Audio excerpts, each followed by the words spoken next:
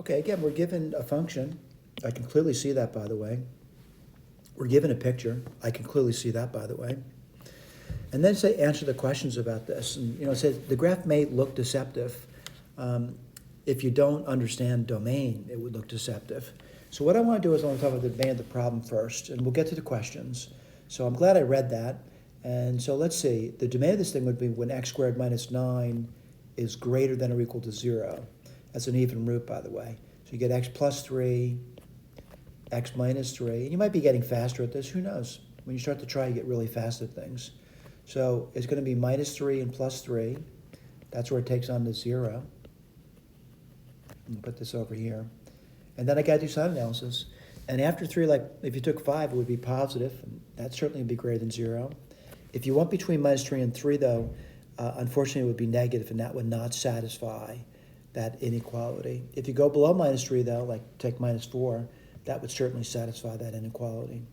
So my domain over here is minus infinity up to minus 3, union, whoops, sorry about that, union 3 to infinity.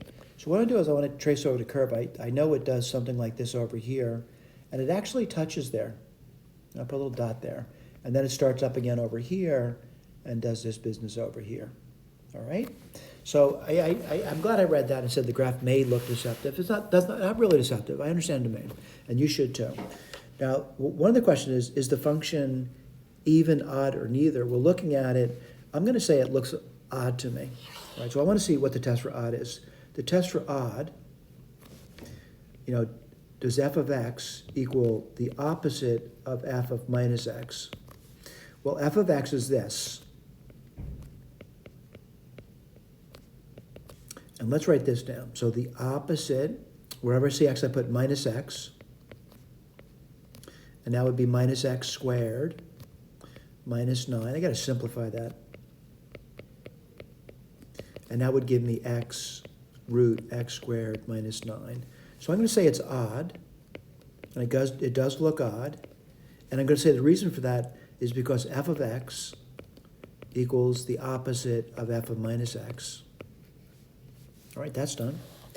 Okay, the domain and interval notation, I just did that. And I'll write that down again over here. We'll check with the key later. That would be minus infinity up to minus 3, union 3 off to infinity. Put a box on that. What's the range? Well, again, I'm looking at the picture. It covers everything. So minus infinity to infinity. I'll put a box on that. Oh, where's it increasing? Well, let's look at it. It looks like it's increasing on its domain. So let me put that down for you. From minus infinity up to the number minus 3. Again, we're using open intervals in this classroom. And then 3 to infinity. I got that done. What's the y-intercept? There is none. Again, we'll check the key later. Are there x-intercepts? There's 2 x-intercepts. The x-intercepts are going to be minus 3 comma 0. We did those before, by the way. And 3, 0. Okay? Symmetry. I think we did that, didn't we? It's odd. The relative maximum. Let's take a look. We're kind of looking at it. Is there a point where in a neighborhood it would be greater than all the points? No. None. All right. Relative minimum, looking again at it. Is there a point that's lower than all other points? No.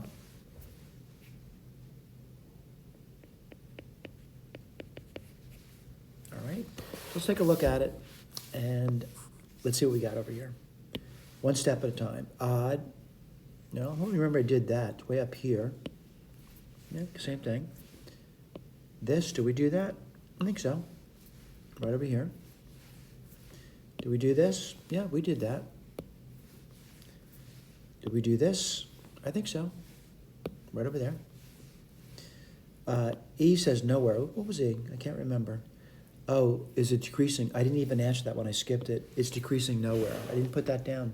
So I'll put this over here. Nowhere. I did say it was increasing on its domain, though, so it's decreasing nowhere. All right? I missed that. All right? What's F? Did I answer that? Yeah, none. I got that. That's good. I getting these, right? You want to make sure you get them. 2x intercepts. I kind of remember me doing that too, and I wrote them down. They wrote the same ones down. The symmetry's odd.